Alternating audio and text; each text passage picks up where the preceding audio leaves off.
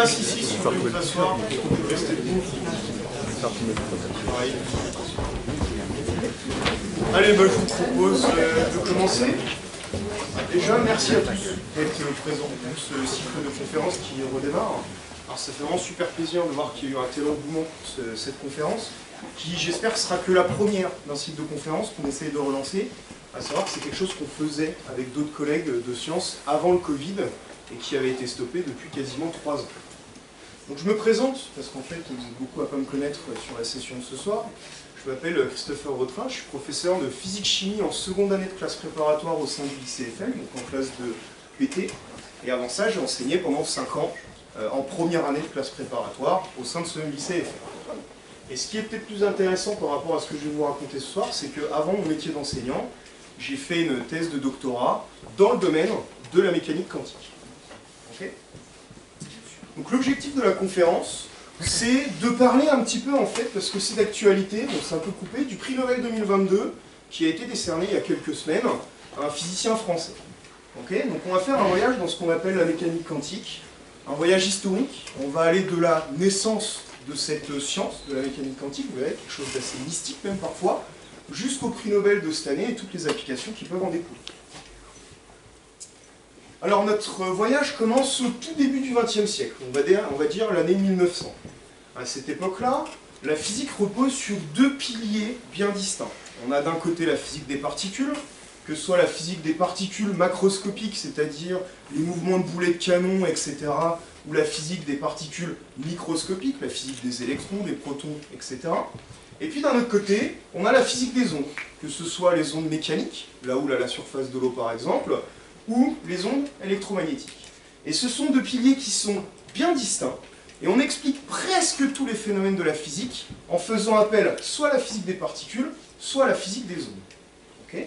Et les quelques énigmes, les quelques phénomènes qui restent à expliquer, les physiciens, quand ils n'y arrivent pas, ils mettent ça un peu sur le dos des ingénieurs, en disant que c'est parce que les ingénieurs ne font pas des assez bons outils qu'on n'arrive pas à expliquer les phénomènes de la physique.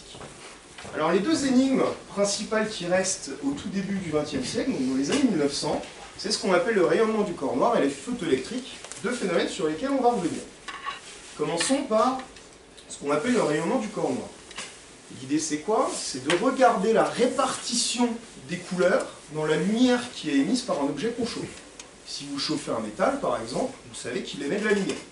Et donc l'idée, on va regarder la répartition des couleurs. Pour regarder cette répartition, on trace ce qu'on appelle un spectre. Le spectre vous donne tout simplement l'intensité lumineuse en fonction de la couleur. La couleur qui est représentée par la physique par la longueur d'onde. Okay. Si on a une longueur d'onde qui vaut 400 nanomètres, on a de la couleur bleue. Si on a une longueur d'onde qui est à 800 nanomètres, à peu près, on a de la couleur rouge. Au-delà, on a ce qu'on appelle les infrarouges. Et en deçà du bleu, on a ce qu'on appelle les ultraviolets. Les courbes que vous avez colorées, ça correspond aux courbes expérimentales. C'est ce qu'on observe en regardant la nature. Un bout de métal chauffé par exemple. Ce que vous avez en noir, c'est ce que prédisent les modèles théoriques. Et pour prédire ces modèles théoriques, les physiciens ils utilisent ce qu'on appelle la théorie classique, ce qu'on connaît au début des années 1900, et ce qu'on sait au début des années 1900, c'est que la lumière c'est une onde. Okay. À partir de ce modèle-là, la lumière égale à une onde, on arrive plutôt bien à expliquer ce qui se passe pour les hautes longueurs d'onde, donc les infrarouges, mais par contre on a une grosse différence de comportement dans les ultraviolets.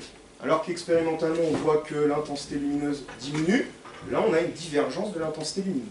Et ça, cette énigme, les physiciens ils ont appelé ça la catastrophe ultraviolette. Okay. Alors c'est quelque chose qui est complètement inexplicable avec la physique du XXe siècle, qui dit de toute façon, les physiciens en sont sûrs et certains, la lumière, c'est une onde électromagnétique. Alors il y a un physicien, qui s'appelle Max Planck, qui en 1901 exactement, arrive à trouver un modèle mathématique qui explique les courbes expérimentales. Dans son modèle mathématique, Max Planck, il a juste l'idée de dire que l'énergie, en fait, elle est échangée non pas de façon continue, mais elle est échangée par petits paquets d'énergie, comme des petits paquets de billes. Okay. Il arrive ainsi à expliquer ce qu'on observe expérimentalement, mais il n'arrive pas à comprendre, Max Planck, la physique qu'il y a derrière. Pour lui, c'est juste un modèle mathématique. On s'arrête là pour la première énigme. La deuxième énigme, c'est ce qu'on appelle l'effet photoélectrique, qui a été découvert par Hertz en 1887. Alors l'effet photoélectrique, c'est assez simple. Vous prenez une plaque de métal, alors Hertz, dans son expérience historique, c'était une plaque de zinc, et vous envoyez de la lumière dessus. Et bien quand on envoie de la lumière sur une plaque métallique, on constate qu'on arrache des électrons à cette plaque métallique. Et donc si on fait un circuit fermé, on observe un courant électrique. Là aussi, les physiciens ont essayé d'expliquer cette expérience avec le modèle classique, qui dit que la lumière est une onde électromagnétique. Ce modèle dit que si la fréquence de la lumière augmente, l'intensité électrique augmente, et si on augmente l'intensité lumineuse, on va augmenter l'énergie des électrons qui sont arrachés. Manque de peau, expérimentalement, on observe l'inverse. C'est-à-dire, si la fréquence de la lumière augmente, l'énergie des électrons augmente, et si l'intensité lumineuse augmente, l'intensité électrique augmente. Là aussi, c'est complètement inexplicable avec la physique du XXe siècle, qui stipule encore une fois que la lumière est une onde électromagnétique.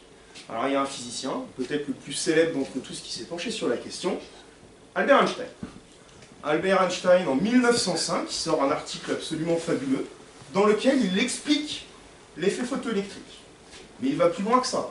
Il ne fait pas que expliquer l'effet photoélectrique. En plus d'expliquer l'effet photoélectrique, il explique le rayonnement du corps noir.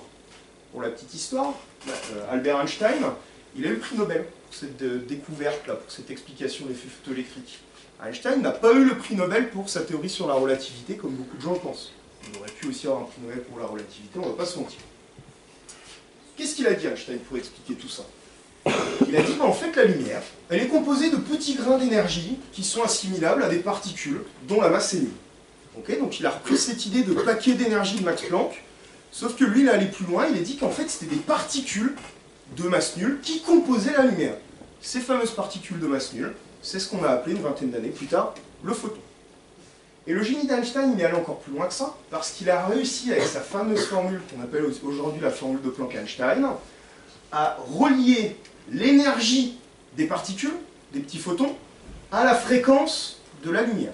Formule de Planck-Einstein, avec H constante de Planck, qui avait été développée par Planck de façon mathématique dans son article de 1900. Ok ? C'est ça, le point de départ de la naissance de la mécanique quantique. C'est à partir de l'explication de l'effet photoélectrique et de cette idée que la lumière est composée de particules qu'est née la mécanique quantique. Donc ça a beaucoup excité les physiciens en 1905. Il y en a plein qui se sont penchés sur le problème. Et c'est ainsi que même pas 30 ans plus tard, on a vu les premières applications de la mécanique quantique arriver. Applications dont je vous reparlerai plus tard. Alors il y a quelque chose qui doit vous déranger normalement dans ce que je vous raconte. Je vous dis depuis tout à l'heure que les physiciens sont sûrs et certains que la lumière est une onde électromagnétique. Et là je suis en train de vous dire qu'Einstein il a dit que la lumière c'était composé de particules. Comment est-ce que la lumière elle peut être à la fois onde et à la fois corpuscule? Ok, il y a quelque chose qui ne va pas dans ce que je vous raconte. Je vous ai dit, les physiciens sont sûrs et certains en 1900 que la lumière est une onde électromagnétique. Pourquoi? Parce que déjà il y a une théorie qui s'appelle la théorie de l'électromagnétisme qui montre que la lumière est une onde électromagnétique. Et il y a des expériences surtout. Première expérience, c'est le phénomène de diffraction. Le phénomène de diffraction, ça correspond à l'expérience où on envoie une onde. Donc là j'ai pris l'exemple d'une onde mécanique, des vagues à la surface de l'eau, qu'on envoie dans un obstacle. Là vous avez deux rochers qui font un obstacle. Si la taille de l'obstacle est à peu près du même ordre de grandeur que la longueur d'onde c'est la distance entre deux vagues, eh bien vous voyez une modification de la forme des vagues, ici. Et en particulier, on voit qu'on observe des ondes, ici des vagues, là on ne devrait pas en avoir, parce que j'ai un obstacle, comment est-ce que je peux avoir des vagues derrière l'obstacle? Eh bien c'est ce qu'on appelle le phénomène de diffraction. Eh bien on observe exactement la même chose avec la lumière.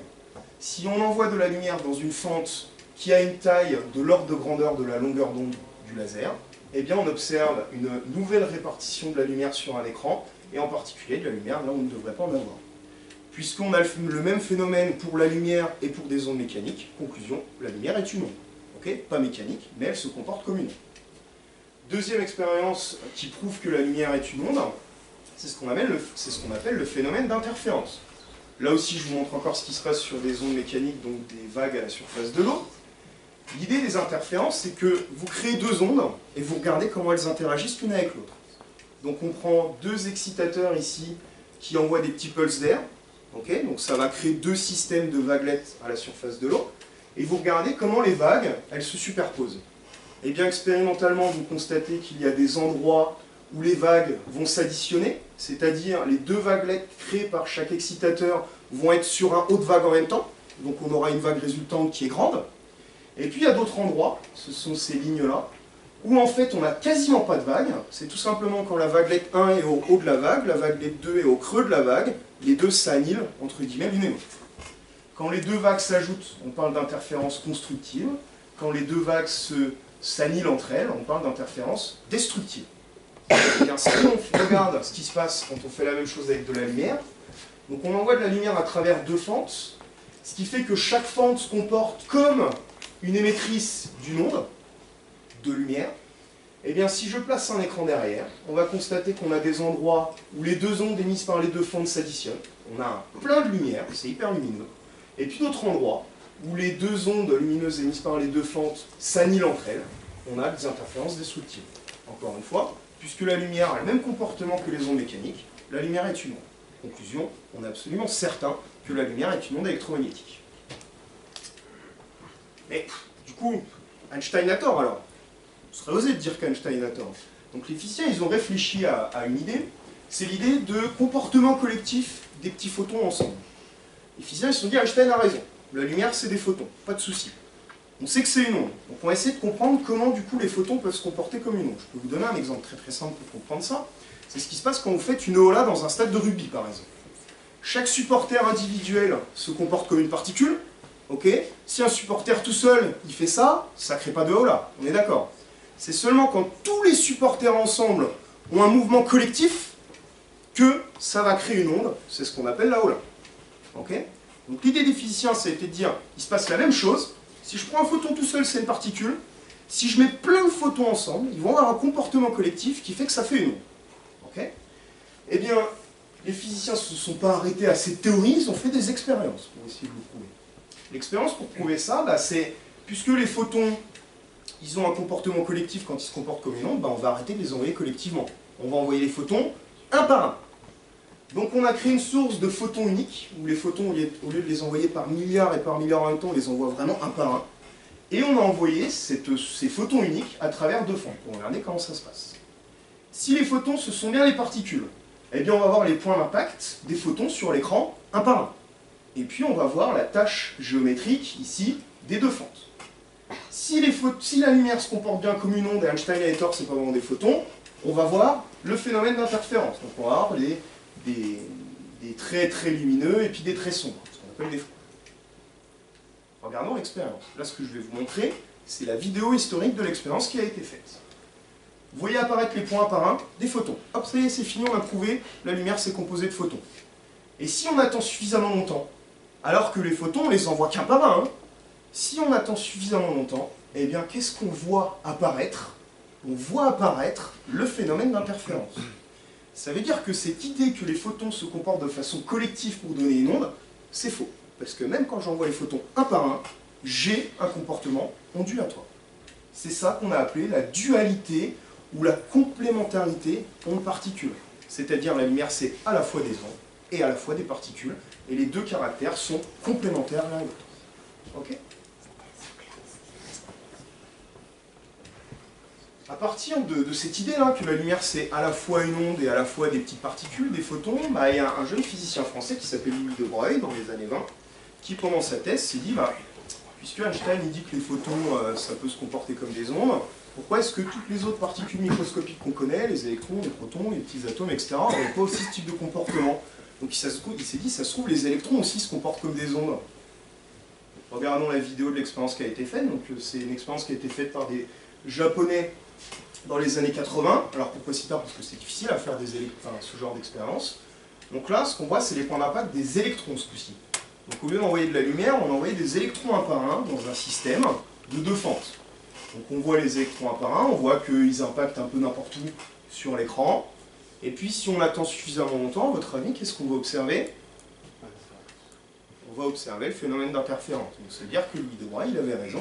Il n'y a pas que les photons qui ont ce double, pas que la lumière, pardon, qui a ce double comportement particules-ondes, il y a aussi toutes les particules microscopiques qui se comportent comme des ondes. Okay, donc on va attendre un petit peu, la vidéo elle s'accélère après. Donc on voit petit à petit apparaître la figure d'interférence. Alors c'est un petit peu moins net parce que l'expérience était plus difficile à faire avec des artefacts expérimentaux. on commence à voir un petit peu apparaître effectivement ici des franges lumineuses, sombres, etc. Et plus on envoie d'électrons, plus on voit le phénomène d'interférence apparaître à la fin, on le voit comme ça. Okay, donc Louis de Broglie, il avait raison, les électrons se comportent aussi comme des autres.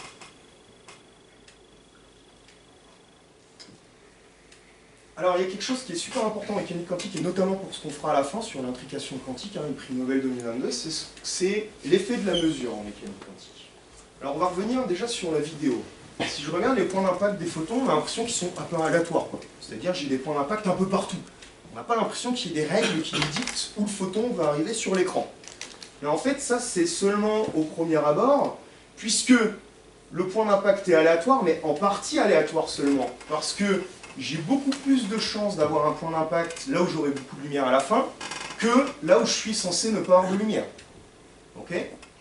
Et donc, c'est quelque chose d'important, la mesure en mécanique quantique est probabiliste, c'est-à-dire, je ne peux pas dire avant l'expérience, je suis sûr et certain que le photon il va arriver à tel endroit.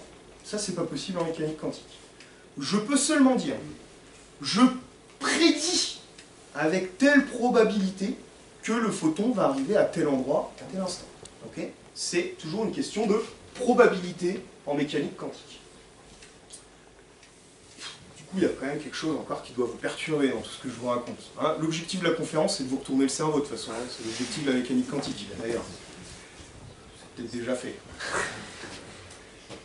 Je vous parle de photons uniques là depuis tout à l'heure, et je vous parle de deux fentes pour que je puisse observer le phénomène d'interférence. Mais c'est-à-dire que le photon, qu'est-ce qu'il fait là? Il se coupe en deux au moment où il arrive dans les fentes?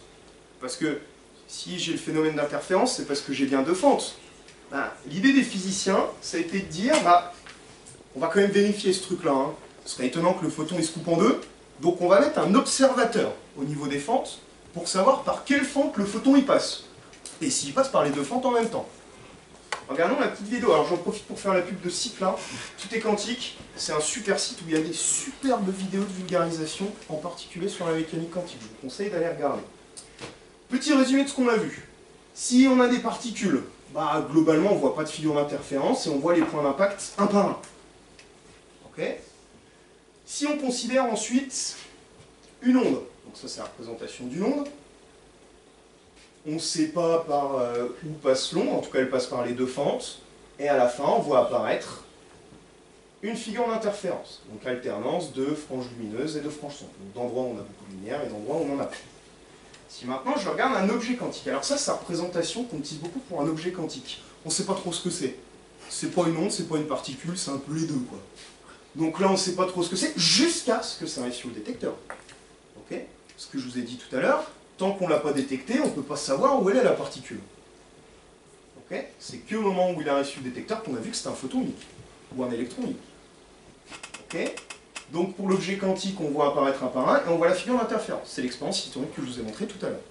Maintenant on rajoute le petit observateur.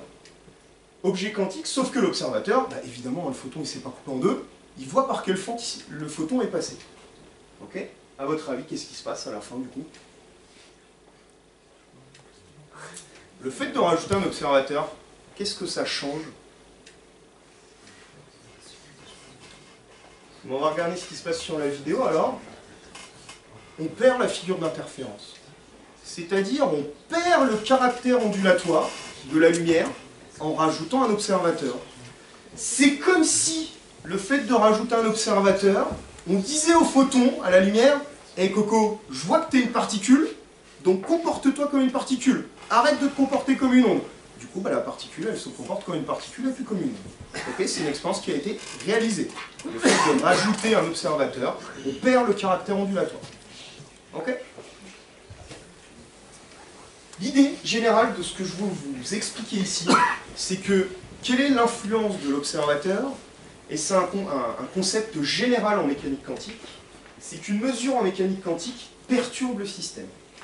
Quand vous faites un pointage vidéo, par exemple, en TP de physique, vous ne perturbez pas votre système. Le système évolue, vous le filmez, et puis le système il ne sait pas que vous le filmez. En mécanique quantique, ça ne se passe pas comme ça.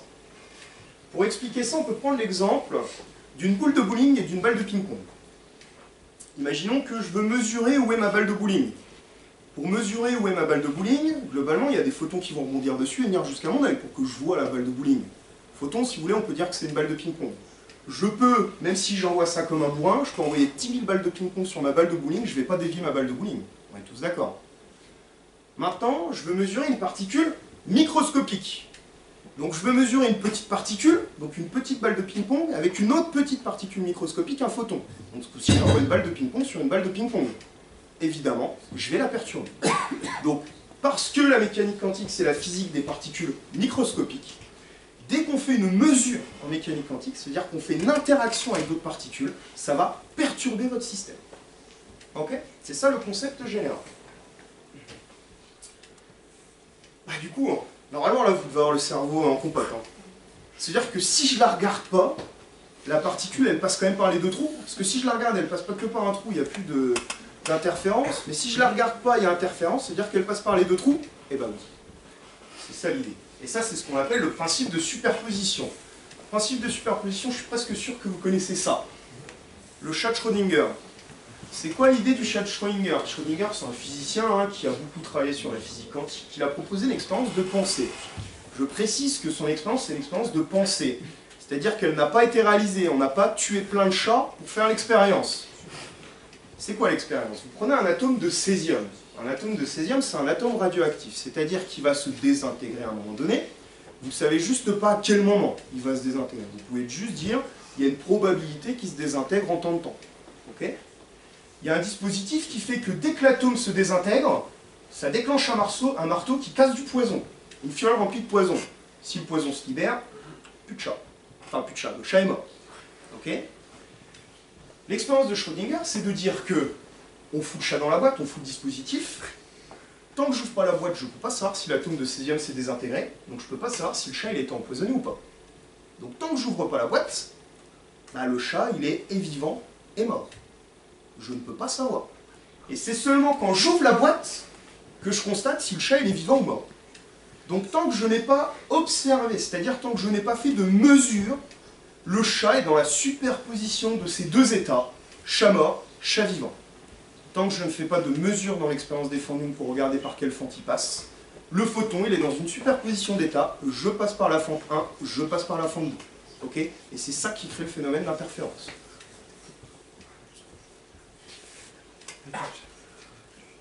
Voilà, je vous ai mis une petite compilation des images qu'on trouve sur le chat de Schrödinger, c'est quand même assez célèbre. Voilà, le chat mort ou vivant, la dernière fois qu'on l'a vu c'était avant de fermer la boîte. Celle-là par contre elle est jolie mais elle me pose plus de problème. Regardez là. Résultat, mort et vivant. Non, non, non, non, non. Tant qu'on n'a pas fait de mesure, il est mort et vivant. Par contre, si je fais une mesure, il est soit mort, soit vivant. Hein. D'accord? Donc cette image, fausse. Puis cette image, bon, qui n'a rien à voir, mais elle me faisait rigoler. Alors, cette question de la superposition d'états, ça a perturbé terriblement les physiciens, et pas que les physiciens, beaucoup les philosophes et les mathématiciens aussi. Parce qu'il y a quand même une question philosophique derrière ça, une superposition d'états. Un chat, il est mort et vivant. Une particule, elle passe par deux fentes en même temps. Il y a un concept philosophique à comprendre. C'est une question sur laquelle il y a encore des débats aujourd'hui parce qu'elle n'est pas tranchée. Okay? C'est toujours un débat qui a lieu aujourd'hui, 100 ans plus tard. Globalement, il y a 4 grandes écoles de pensée qui s'affrontent, entre guillemets. Première école de pensée, c'est ce qu'on appelle la décohérence quantique, qui dit oui, les états de superposition existent, mais les interactions tuent la superposition. Ce qui explique qu'à notre échelle macroscopique, on n'observe pas de superposition d'états. Moi, je ne suis pas là et puis de l'autre côté de la salle en même temps. Je ne suis pas dans une superposition d'états. Pourquoi? Parce que nous sommes des systèmes macroscopiques, donc composés de milliards de particules. Forcément, vu qu'on est composé de plein de particules, forcément on interagit avec le monde extérieur. Donc on ne peut pas observer la superposition d'états pour un système macroscopique. C'est la théorie de la décohérence quantique. Deuxième théorie, alors que je trouve élégante et maligne parce qu'on ne peut pas la vérifier, c'est la théorie des matérialistes. À chaque mesure, son univers. L'idée c'est quoi? C'est qu'on a un univers unique, la boîte est fermée, mais dès que moi j'ouvre la boîte, si je trouve le chat mort, il y a un univers parallèle qui se crée au mien, où il y aura un autre moi, le même, qui aura trouvé lui le chat vivant. Okay? C'est la théorie des mondes parallèles, que vous avez sûrement, dont vous avez sûrement déjà entendu parler, théorie de Everett. Pourquoi vous en avez sûrement déjà entendu parler? Parce qu'en fait ça a beaucoup inspiré le cinéma et la littérature. Alors je vous ai cité celui-là, mais en fait il y en a plein d'autres. La théorie des mondes parallèles, c'est un peu d'actualité dans le cinéma aujourd'hui. Okay? Troisième école, celle d'Einstein. c'est l'école des matérialistes. Einstein il disait la mécanique quantique est incomplète. Le principe de superposition, je n'y crois pas du tout. Okay, il disait que c'était simplement une mauvaise interprétation parce que la théorie n'était pas encore complète. Et puis la dernière école, les positivistes, donc ça c'est Niels Bohr, un physicien danois qui s'est opposé philosophiquement à Einstein sur la naissance de la mécanique quantique. En fait c'est vraiment les débats entre les deux qui ont fait que la mécanique quantique a décollé, on en reparlera tout à l'heure. Niels Bohr, mais qu'est-ce qu'il dit? C'est joli en plus, il dit la physique quantique porte non pas sur la réalité, mais sur la connaissance que nous en avons. C'est joli. Et puis il disait surtout, ça marche, c'est bien là l'essentiel, puisque effectivement, je vous dis, même pas 30 ans après la naissance, il y avait déjà les premières applications. C'est le débat entre les deux, Einstein qui lui dit Dieu ne joue pas au dé sur le principe de superposition, Bohr qui lui dit mais qui êtes-vous Albert Einstein pour dire à Dieu ce qu'il doit faire. Okay. C'est ça assez marrant. Donc cette discussion à un congrès de Solvay, congrès de Solvay, c'est là où il y a tous les physiciens qui font la mécanique quantique qui se regroupent de temps en temps. Dernier phénomène en fait dont j'ai besoin pour vous expliquer le prix Nobel, c'est ce qu'on appelle la quantification. Alors la quantification, c'est un truc qui apparaît de façon complètement inattendue en mécanique quantique. Et d'ailleurs, mécanique quantique, quantification. C'est de là que vient le terme mécanique quantique. Alors c'est quoi l'idée? Dans notre monde macroscopique, presque toutes les grandeurs, position, énergie, vitesse, sont des grandeurs qui sont continues. C'est-à-dire quand j'accélère sur l'autoroute, pour passer de 0 à 100 km/h, je passe par toutes les vitesses. Ok? En mécanique quantique, c'est pas tout à fait la même chose. En mécanique quantique, il y a certaines grandeurs qui ne peuvent prendre que certaines valeurs. Elles sont dites quantifiées. L'exemple le plus parlant et le plus utile, c'est l'énergie d'un électron au sein d'un atome.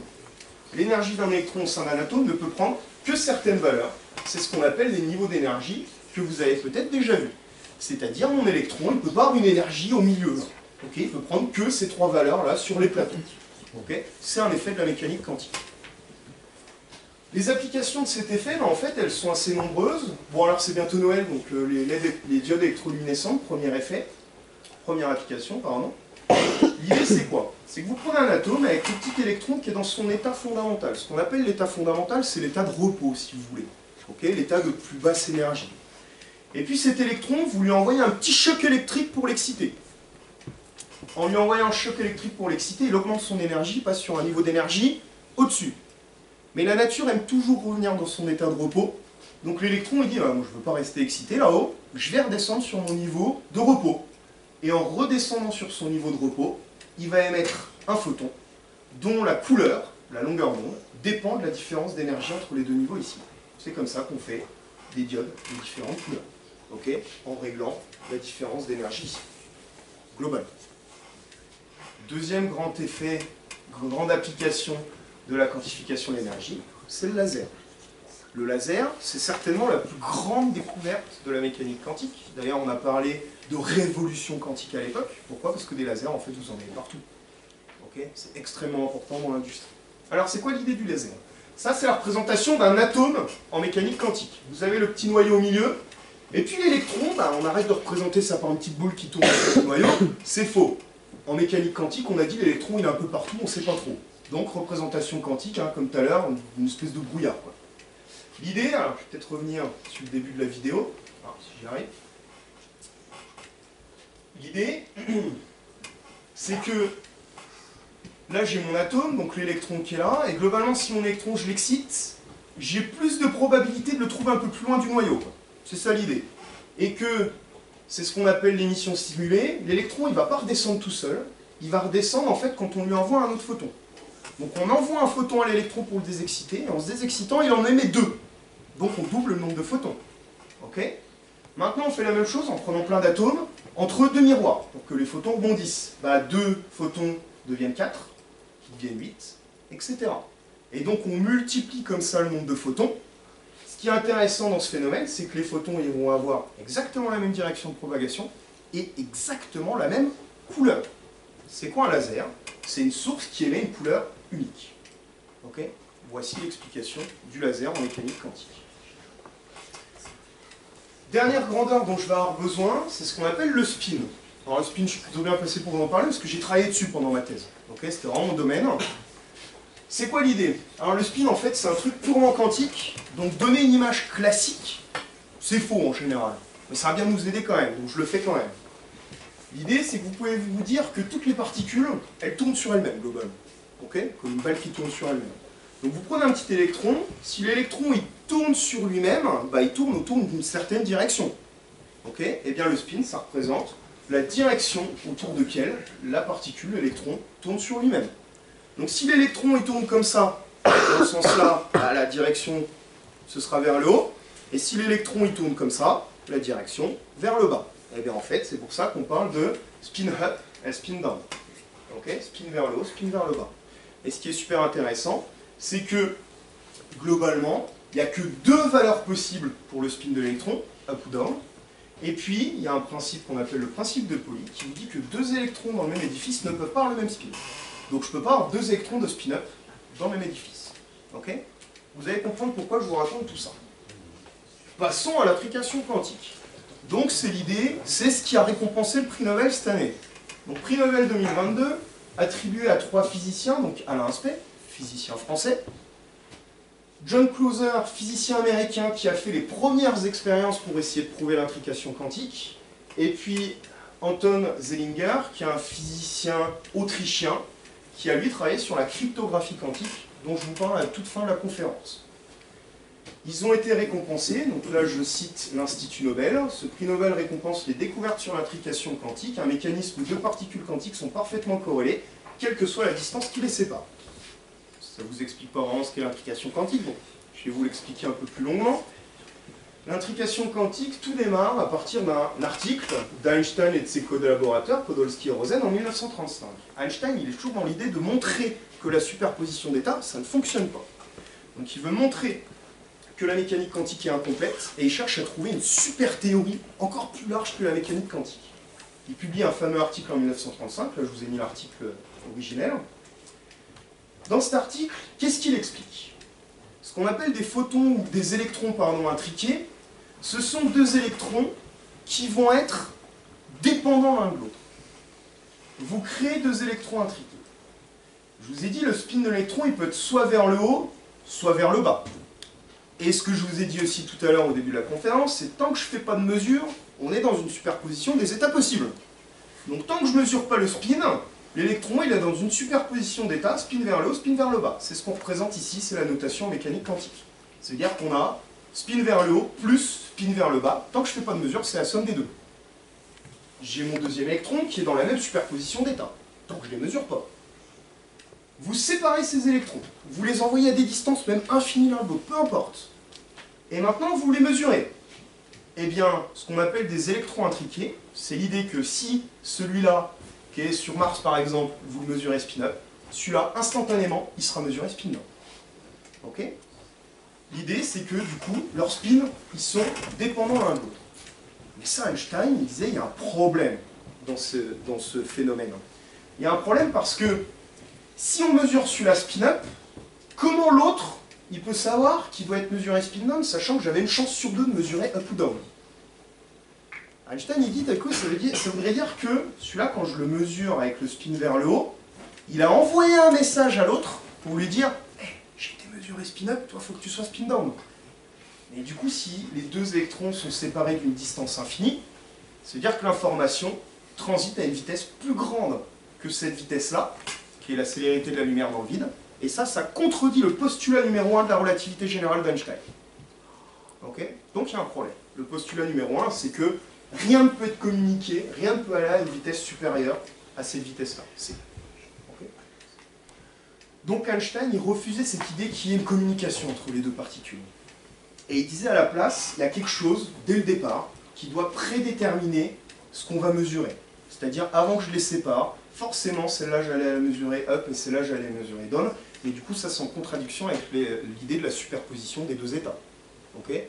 Donc, globalement, dans l'intrication quantique, soit la relativité générale doit être remise en cause, soit la superposition doit être remise en cause. En tout cas, c'est ce qu'Einstein disait dans son article. C'est ce qu'on appelait d'ailleurs le paradoxe, parce qu'il y a un paradoxe là derrière, EPR. Alors, il ne se passe pas grand-chose, donc ça, c'est 1935, l'article. Il ne se passe pas grand-chose jusqu'à dans les années 80. Il y a juste un physicien irlandais qui s'appelle Bell, qui fait un peu de maths sur ce truc-là. Okay? On arrive à l'expérience d'Alain Aspect. Alain Aspect, c'est le physicien français, qui est au prix Nobel cette année, qui a fait l'expérience décisive pour répondre à la question d'Einstein. Alors son expérience, lui, au lieu d'utiliser des électrons intriqués, il a utilisé des photons intriqués. Pourquoi? Parce qu'en laboratoire, c'est simplement beaucoup plus simple à faire. L'intrication des photons, donc de la lumière, hein, elle ne se fait pas sur le spin, mais sur ce qu'on appelle la polarisation. Alors la polarisation, je vous explique rapidement, ça décrit la vibration du champ électrique. C'est-à-dire le champ électrique, on représente ça par un vecteur, donc globalement, ça nous donne la direction de ce vecteur, du champ électrique. Si j'ai pas de polarisation, le vecteur, le champ électrique, peut être dans n'importe quelle direction, tant que c'est orthogonal à la direction de propagation de la lumière, comme ça. Si on a ce qu'on appelle une polarisation linéaire, la direction du champ électrique ne peut être que dans une direction possible. Et puis si on a une polarisation circulaire, vous voyez que la direction du champ électrique tourne, globalement. Okay, c'est ça qu'on appelle la polarisation, tout simplement. Deux photons qui sont intriqués, ce sont des photons qui ont la même direction de polarisation. Okay, donc si je prends un photon A, par exemple, il peut être soit dans un état polarisation horizontale, soit dans un état polarisation verticale, par exemple. Je prends un photon B, pareil, il peut être soit vertical, enfin soit horizontal, soit vertical. Et l'idée des photons intriqués, c'est que si je mesure A vertical, B sera vertical. Si je mesure A horizontal, B sera horizontal. C'est ça des photons intriqués. Ils ont la même polarisation, soit verticale, soit horizontale. Ok? On arrive à l'expérience d'Alain Aspect. Déjà, il a mis 6 ans à réussir à faire des photons intriqués correctement. L'idée, c'est que vous prenez un atome de calcium, vous lui envoyez une quantité phénoménale d'énergie. En lui envoyant une grosse quantité d'énergie, vous le faites monter sur des niveaux inaccessibles normalement. Et vu que le niveau il est trop haut, l'électron il ne va pas se désexciter en une fois, comme je vous ai expliqué tout à l'heure dans les LED. Il va se désexciter en 2 fois, en passant par un niveau intermédiaire. Et du coup, vu qu'il se désexcite en 2 fois, il émet 2 photons. Et coup de bol, les 2 photons, ils sont intriqués, ils ont la même polarisation. Ok? C'est-à-dire que les 2 photons, si on commence par aller à ce niveau-là et ce niveau-là, ils vont être tous les 2 polarisations verticales. Et si on va sur un autre niveau qui était juste en dessous, les 2 photons seront polarisation horizontale. D'accord? Et en plus de ça, autre coup de bol dans ce mécanisme, c'est que les 2 photons qui sont émis, ils sont émis dans des directions opposées. Donc c'est assez facile de les séparer. Regardons maintenant le dispositif d'expérience d'Alain Aspect. Alors, ça peut paraître compliqué, mais ça n'allait pas tant que ça. L'idée, vous prenez votre source là, ce que je viens de vous expliquer, le calcium qui émet les 2 photons intriqués. Vous mettez des filtres, les filtres en longueur d'onde, ça permet d'être sûr qu'on a bien sélectionné les photons intriqués. Tout le reste, tous les autres photons qui ne sont pas intriqués, du coup, ils sont dégagés par les filtres. Vous mettez ici, en fait, ce qu'on appelle des cubes de polarisation, qui laissent passer le photon s'il a une polarisation verticale, et qui dévie le photon de 90 degrés si la polarisation est horizontale. Vous faites le même dispositif de chaque côté. Et vous faites ce qu'on appelle un compteur de coïncidence. Une coïncidence, c'est quand j'ai 2 photons avec la même polarisation qui arrivent en même temps. Ça prouve qu'ils sont intriqués, du coup, s'ils arrivent en même temps avec la même polarisation. En même temps, ça veut dire quoi dans cette expérience? On compte la coïncidence si les électrons arrivent avec moins de 20 nanosecondes d'écart. 20 nanosecondes, c'est ça le temps. 0,000000020 secondes.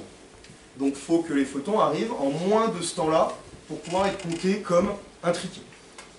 Pourquoi on a pris ce critère de 20 nanosecondes? Parce que vous voyez que les sources là, les endroits où ils sont détectés, c'est séparé de 13 mètres. Et si le photon 1, quand il est détecté, il balance un signal à l'autre pour lui dire dans quelle direction il a été mesuré, donc l'idée toujours qu'il y a un message potentiel qui est délivré entre les 2 photons, il faudrait aller à 2 fois la vitesse de la lumière, ce qui est interdit par la relativité. Okay, donc les 13 mètres, ça correspondrait à une vitesse de 2c pour qu'il y ait un signal qui soit communiqué. Avec cette expérience-là, on s'assure qu'il n'y a pas de message entre les 2 photons. Eh bien, l'expérience a parfaitement réussi. On a prouvé systématiquement qu'il y avait des photons intriqués. Et on a prouvé en plus de ça qu'il n'y avait pas de message entre les 2. Donc, Einstein avait tort. Okay. Mais alors, il y a des physiciens pointilleux qui ont dit, mais il y a quand même un biais expérimental dans cette expérience. Le biais expérimental, c'est que le chemin des photons est prédéterminé à l'avance. C'est-à-dire, tous les photons qui ont une polarisation verticale vont tout droit. Tous ceux qui ont une polarisation horizontale sont déviés. Et du coup, vu que le chemin est prédéterminé à l'avance, ça voudrait dire que le spin pouvait lui aussi être prédéterminé à l'avance. Okay, donc Alain Aspect, il ne s'est pas démonté. Il s'est dit, on va faire une expérience où le chemin que va suivre le photon n'est pas prédéterminé à l'avance. Globalement, le photon, au lieu de pouvoir suivre un chemin unique, il peut suivre deux chemins. Puis là, après, vous avez les dispositifs de mesure verticale, horizontale. Comment est-ce qu'on dévie en fait le photon? Il faut le dévier, je vous rappelle, en moins de 20 nanosecondes du coup. Ok? Eh bien, ils ont utilisé un dispositif acousto-optique, c'est juste une cuve remplie d'eau dans laquelle on envoie des ultrasons. Quand on envoie des ultrasons dans l'eau, on change ce qu'on appelle son indice optique, et avec les lois de Snell-Descartes que vous avez vues en seconde, on modifie sa trajectoire. Okay, et c'est comme ça qu'on arrivait à dévier. Et en fait, on émettait des ultrasons dans la cuve toutes les 10 nanosecondes. C'est-à-dire que toutes les 10 nanosecondes, on pouvait changer le chemin. Donc c'est-à-dire, le photon, il est émis, vu qu'il met 20 nanosecondes à venir, si on change le chemin tous les 10 nanosecondes, au moment où il est émis, il ne sait pas dans quelle direction il va aller. Donc on a enlevé ce biais expérimental du chemin qui est prédéterminé. Expérience qui a été un succès fou, okay, et qui a prouvé une bonne fois pour toutes, ça a été l'expérience finale, que l'intrication quantique, ça existe. Okay, donc Einstein, il est bien. Il y a une nouvelle expérience pour conclure sur l'intrication quantique qui a été faite dans les années 2000 par une équipe chinoise. Ils ont fait encore plus fort, ils ont créé des photons intriqués dans l'espace, sur un satellite. Ils ont envoyé les deux photons intriqués à deux endroits de la planète différents, un à Tokyo, l'autre au Canada, séparés de 1000 et quelques kilomètres. Ils ont mesuré au même moment les deux photons en synchronisant avec des horloges atomiques, tout un bordel. Ils ont prouvé à nouveau l'intrication quantique, mais ce coup-ci pas sur 13 mètres, mais sur 1300 km. Ok? Voilà l'idée. Alors l'intrication quantique, je vous assure, c'est quelque chose de vraiment fabuleux parce qu'il y a deux applications qui pourraient révolutionner notre monde. La première, c'est l'ordinateur quantique. Alors malheureusement, même si je l'avais vendu dans le mail de la conférence, je ne vous en parlerai pas parce qu'en fait je me suis rendu compte qu'il me faudrait au moins 1 heure pour vous l'expliquer. Sachant qu'il n'y a plus beaucoup de temps. Donc je vais vous parler juste de la cryptographie quantique, qui est un petit peu plus simple. Okay.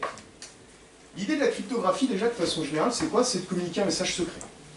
On envoie un message codé, qui est public. Par exemple, c'était utilisé déjà à l'époque des Romains. Jules César, il en avait marre que ses messages soient interceptés par les Gaulois.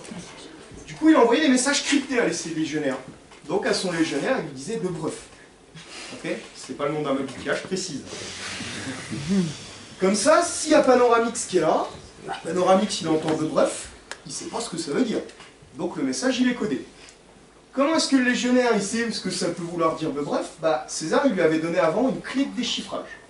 La clé par exemple, dans l'exemple que j'ai pris, c'est -1 dans l'alphabet. Donc le B-1 ça fait A, le U-1 ça fait T, etc. Donc le B bref, message codé, ça voulait dire attaque. C'est ça qu'on appelle la cryptographie. Okay, donc il y a deux ingrédients. Envoyer un message codé à tout le monde et envoyer une clé pour déchiffrer uniquement à ces éléments. Passons du point de vue de la mécanique quantique. Vous imaginez que ça va être un peu plus compliqué que ça. L'idée générale, le vocabulaire qui est toujours utilisé en cryptographie, c'est toujours le même. Celle qui envoie le message, elle s'appelle Alice. Celui qui reçoit le message, il s'appelle Bob.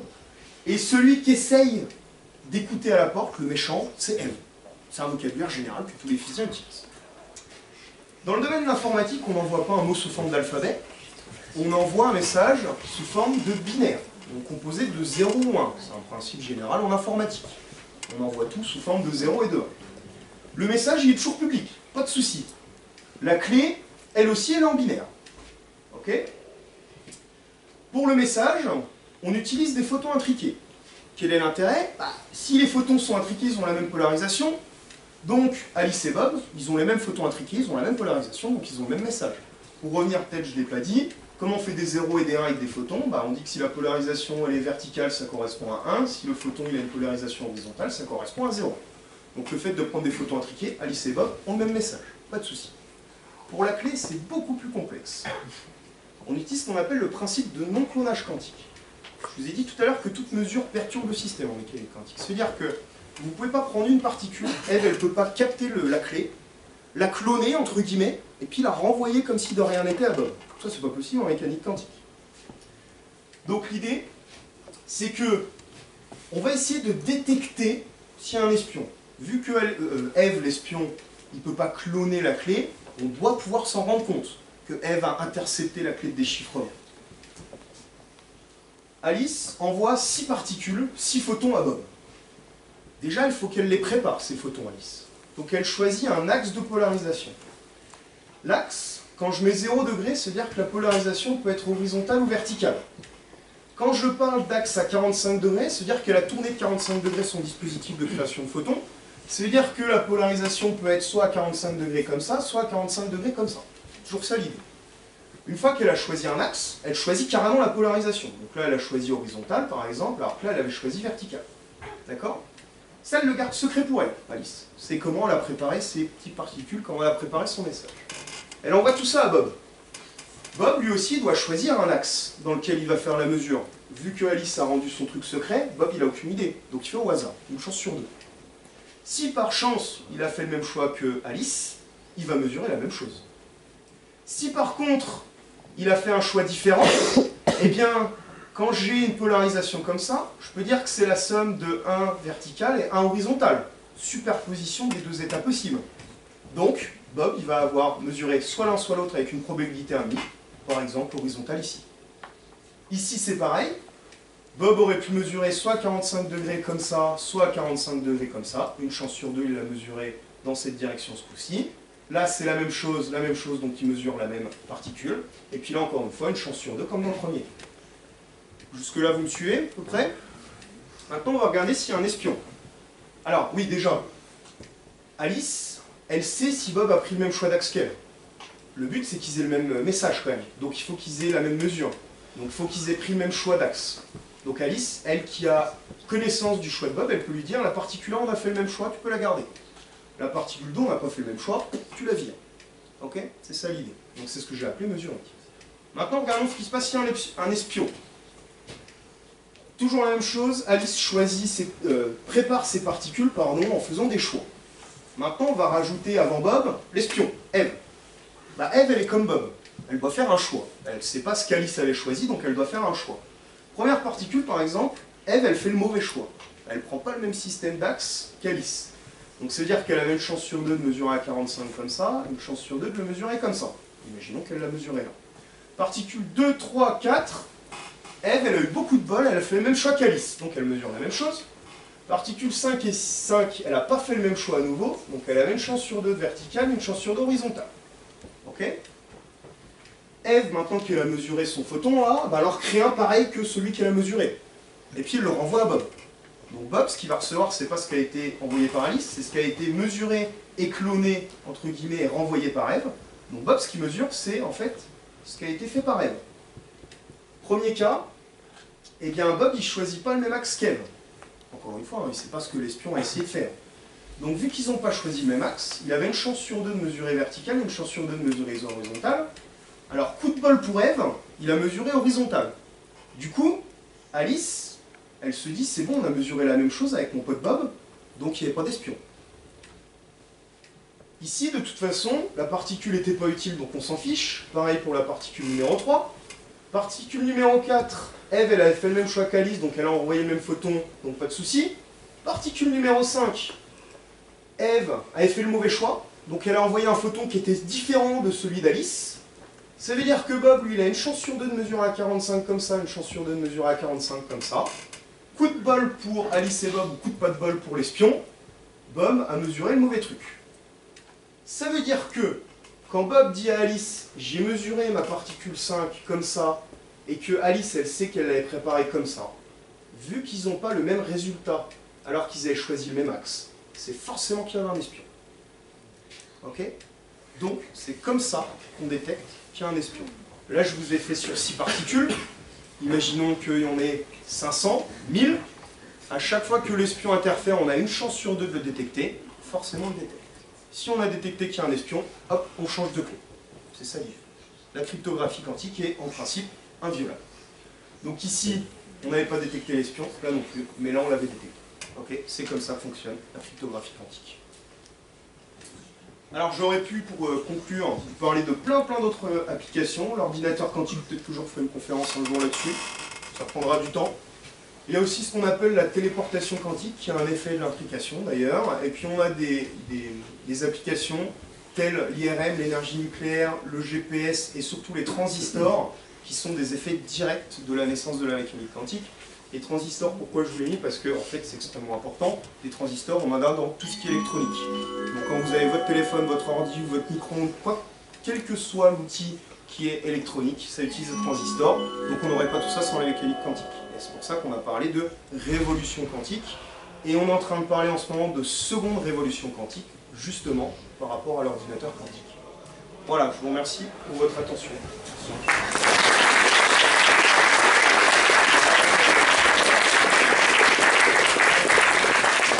Si ça peut juste vous rassurer, j'ai une petite phrase de Richard Feynman, qui est un physicien américain, hein, c'est un truc génie ce type. Regardez ce qu'il a dit. Si vous pensez comprendre la mécanique quantique, c'est que vous ne l'avez pas compris. Donc si vous pensez avoir compris ma conf, c'est qu'en fait vous ne l'avez pas compris.